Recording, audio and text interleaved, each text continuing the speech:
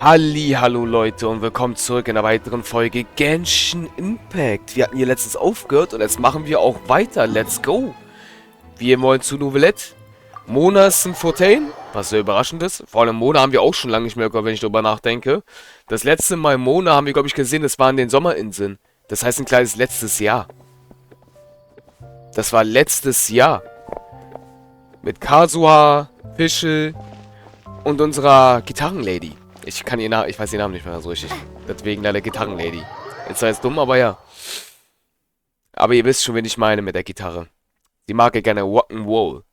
Also, das war ja mit denen hier, dass wir die Sommerinsel gemacht haben. Es ist irgendwie krass. Und dann nach der Sommerinsel kam ja dann Somero.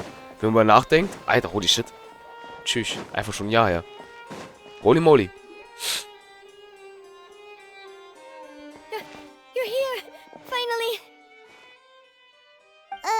Is something wrong? Monsieur Neuvillette and Lady Farina, they seem to have gotten into a dispute. Please go see for yourself. What?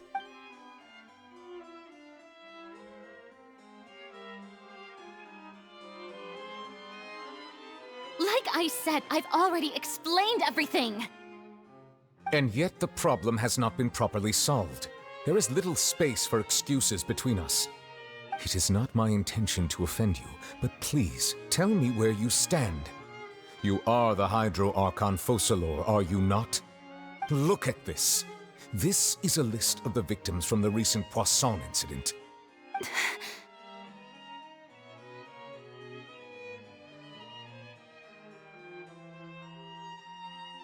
You mean... they're all... We did not arrive in time to avert this disaster, and I will not have it happen again. I will say this once more.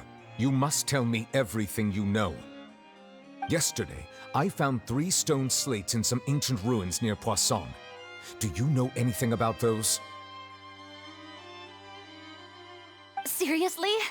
You're questioning me like this is a court case now. I don't know anything about that. But you found them in some ancient ruins, you say? That's correct, which is why I came to ask you some questions. There should have been 4 slates, but one of them was missing. The other 3 featured different images that seemed to correlate to the prophecy. The prophecy? The second of these slates depicts the previous Hydro Archon Egeria kneeling before a floating island in the sky, as if confessing something. Do you know nothing of this either? I don't. I've never seen such slates. I'll ask you again. Do you really have no information regarding the previous Archon? My deciphering of the slates indicates that the Hydro Archon Egeria once had to confess to, or apologize for, a certain sin. If anyone would know about it, it should be you. All gods don't have the same secrets, you know. She was herself and I'm me. Is it really so strange that I know nothing? I understand your concerns, but I'm sorry. I just don't have anything to tell you. Forgive me for saying this now, Lady Farina, but I have long known of your various secret investigations into certain matters. There are several indications that you have been investigating the prophecy on the sly. This is not strange in itself, considering that you are the Hydro Archon. But it is strange that you should also claim to not know any of Egeria's secrets, as well as do nothing following your inquiries. You have never been as superficial as you have presented yourself to be, nor are you a fool. And yet, your behavior is very inconsistent.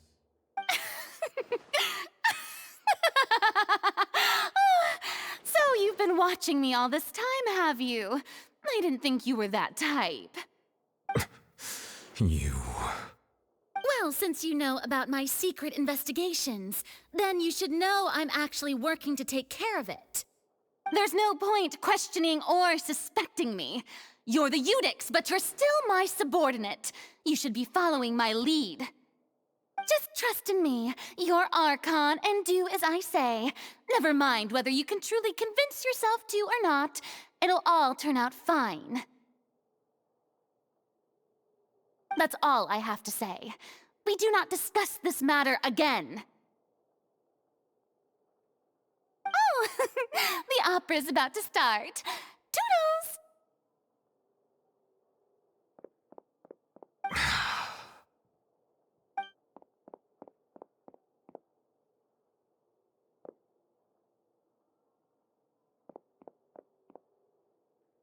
Did Farina not notice us standing by the door?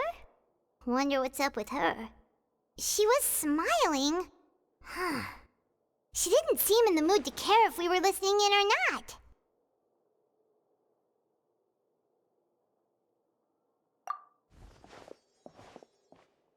I assume you've been outside for a while now? Oh! You noticed! Seems Farina didn't even realize we were here. She was in a great panic, though I cannot discern the reason. Our discussion reached impasses time and again, a state of affairs that we cannot allow to continue. Still, I do not understand. Dialogue is the basis for understanding, so why did she keep refusing to engage?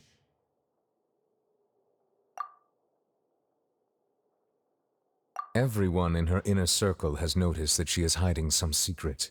The issue is her attitude. I fear that she will not reveal anything unless absolutely forced to. We may have to create a situation in which she will have no choice but to speak. Oh? Like what? Normally, people will only reveal the truth when standing trial. Perhaps we must have the Hydro Archon experience just such a scenario. But Farina's seen so many trials, and she's really good at dodging questions. How do we make sure that she won't just slip away at the first chance she gets? We will need to consider this thoroughly, join forces with various parties, and then do what we can. If at all possible, I would prefer to recuse myself from this affair, but we must prevent the prophecy from coming to pass. This may be cruel to her, but all Fontaine is in crisis. The information a god possesses is too precious, and so we must take a chance on this. But who will lend us their aid to do such a thing?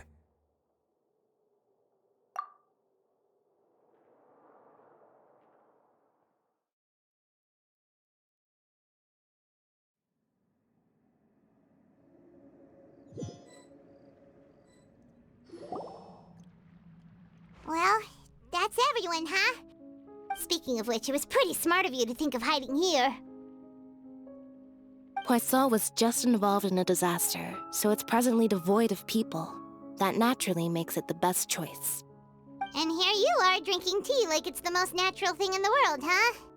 That's what families should do. Sit and enjoy a leisurely time together.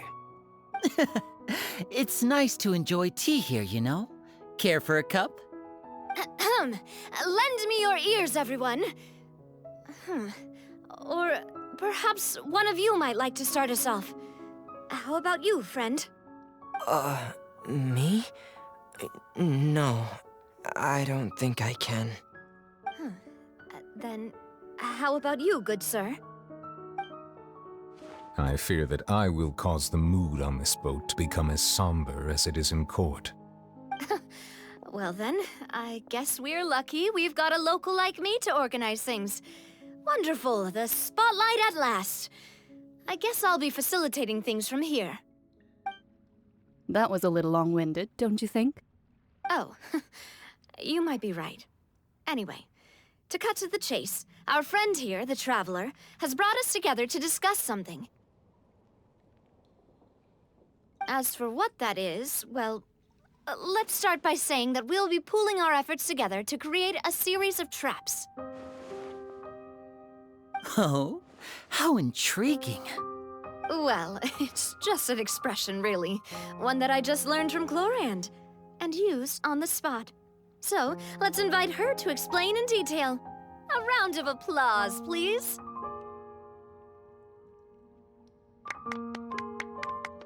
Huh?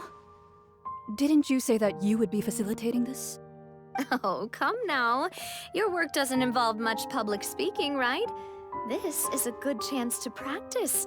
You might even pick up some fancy oratory tricks to impress your boss with in the future. I see. And what does my boss say? He is glad that you consider him your boss. Do go on.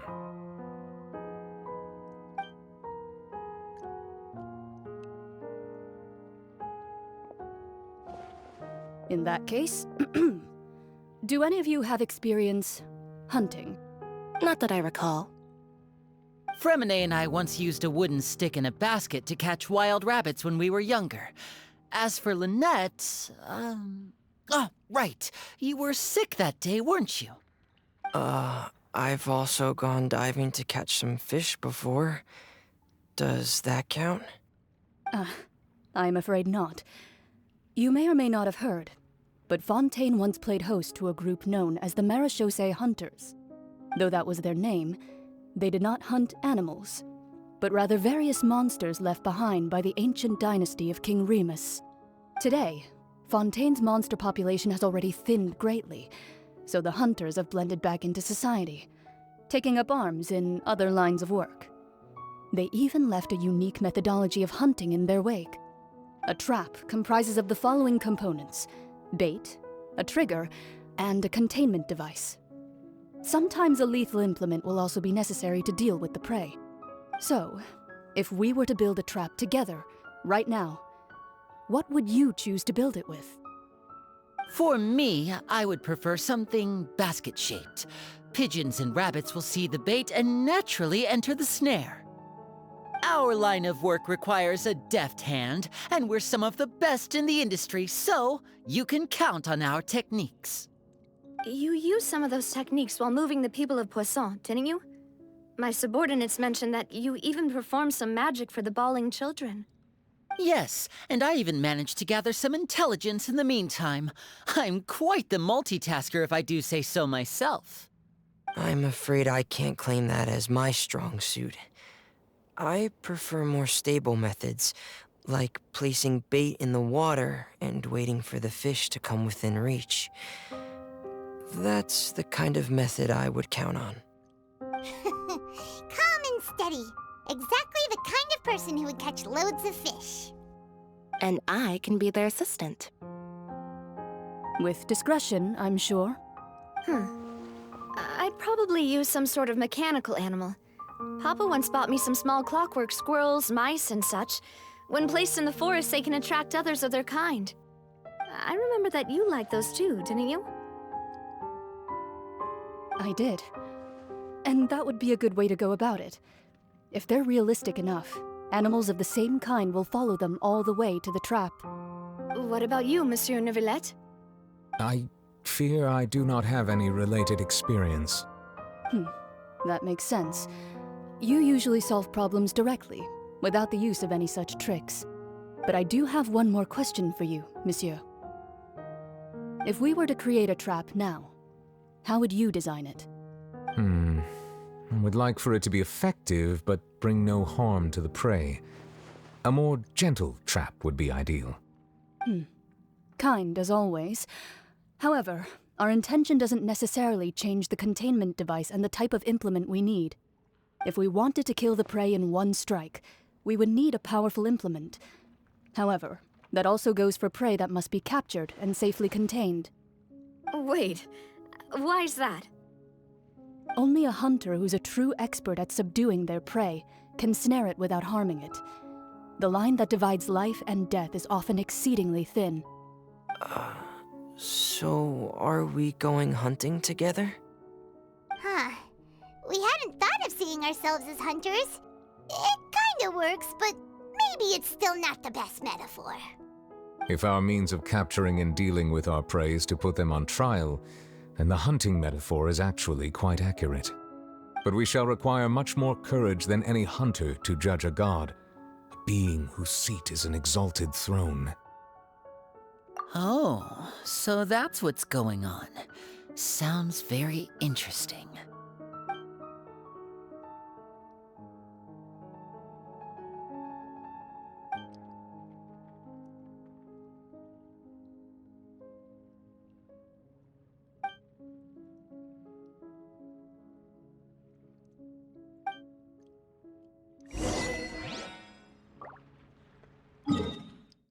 Alles klar.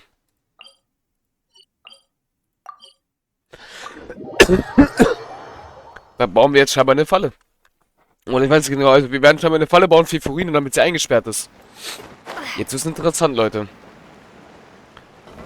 Wir müssen jetzt rausfinden, was ihr Geheimnis ist. Da bin ich jetzt, ich bin jetzt echt gespannt. Das wird ja immer interessanter.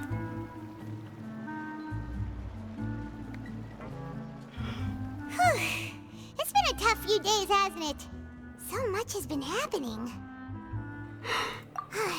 Paimon didn't think the meetings would go on for so long, but everyone seemed pretty fired up, huh? Paimon thought they'd be at least a little frightened. Well, Fremine was, now that Paimon thinks about it, but everyone else just looked a little surprised. Well... It's hard to say. Paimon doesn't have any experience with this sort of thing. But with you around, Paimon sure will do great. After all, you're the most reliable person in the world, aren't you? Huh?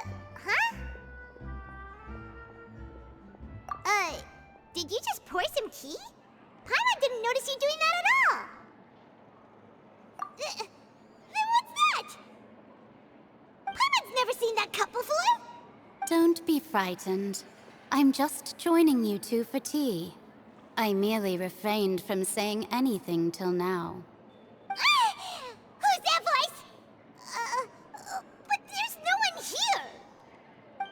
Ah, have you forgotten me already? Wait, you are familiar.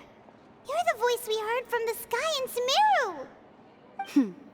The voice from the sky, I fear that description is wrong. Though, not completely wrong. You're feeling lost now, just as you were feeling previously. I sensed that confusion and thus came to you. Guiding people is an irresistible hobby of mine, after all. Wie in Sumeru. Wir haben diese Stimme... Leute, wann war das bitte mit dieser Stimme? Ich kann mich irgendwie vage nur erinnern gerade, dass da irgendwas, glaube ich, mal war. Consider me a passerby, just accepting a commission from my friend's disciple on a whim.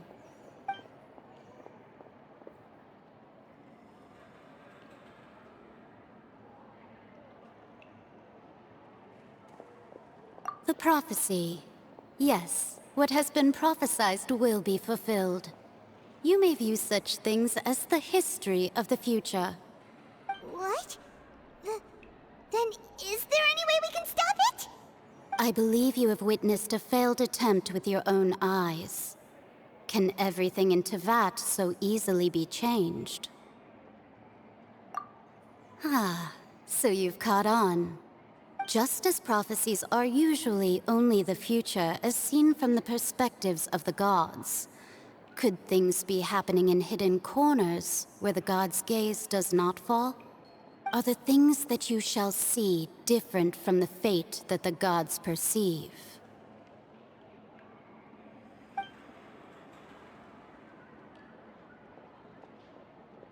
What is she talking about? It all sounds really impressive and important and stuff, but it also sounds kind of scary. I believe that you understand, right? Some things are insignificant, but others you must reach out to change. Ultimately, fate shall serve as your only guide, no matter what will happen in Tevat's future. All you need to do is to play your part. This was good tea, by the way. Thank you for your hospitality. Well, that'll be all for today. The voice. It's gone.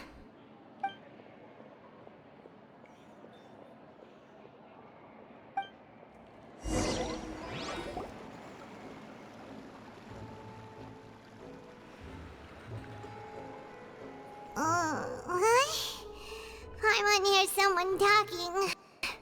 All right, coming. Hey, it's you who's getting lazy, okay? Well, I see I've walked in on some lively banter.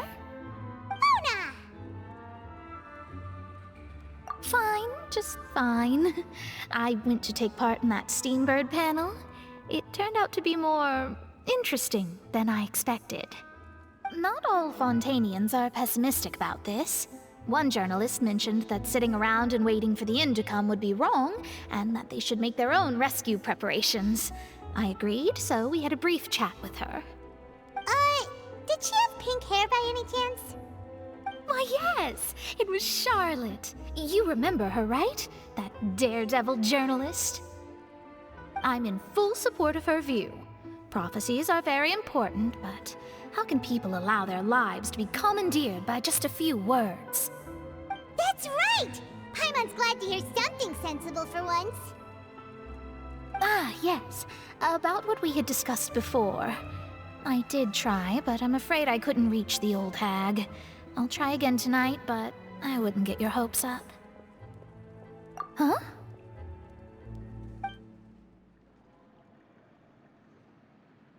Goodness gracious. Are you serious? She said that even the god's gaze has blind spots. Pretty bold if you ask Paimon. Most people would believe the gods to be all-knowing, right? The Hexen Circle members are certainly anything but ordinary. As for the mage named N, the old hag has mentioned her a few times.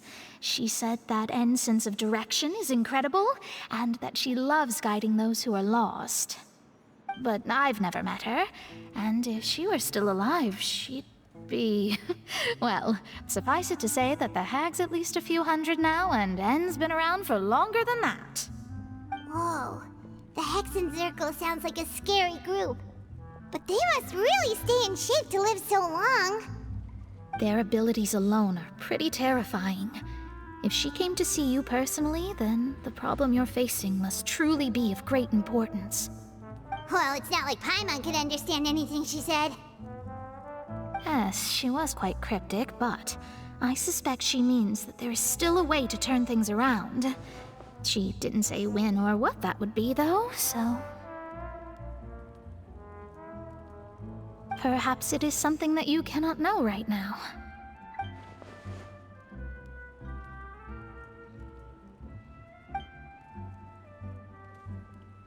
Traveler, Paimon, are you two all right? Oh, we're fine.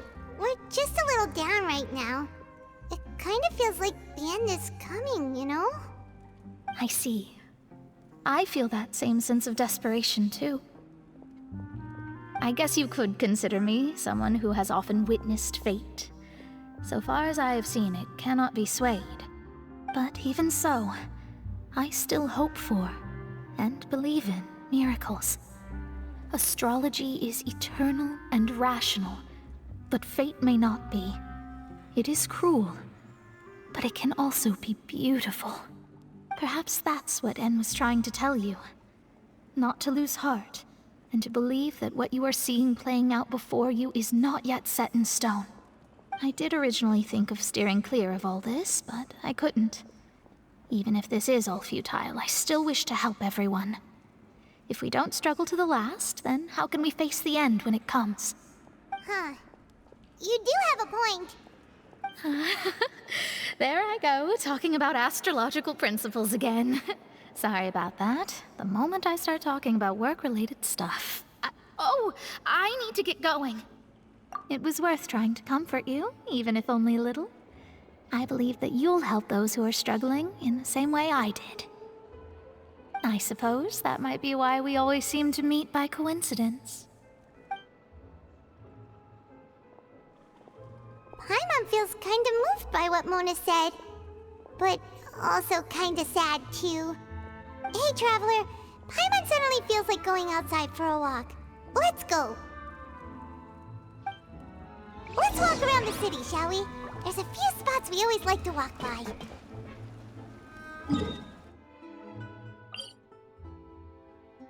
Na dann, lass uns spazieren gehen, Paimon. So, wir suchen, Leute. So, aber ich würde sogar tatsächlich sagen, wir machen hier Schluss, Leute. Und sehen uns dann in der nächsten Folge wieder. In der letzten Folge waren wir ein bisschen länger. Euer Marschu. Tschaußen.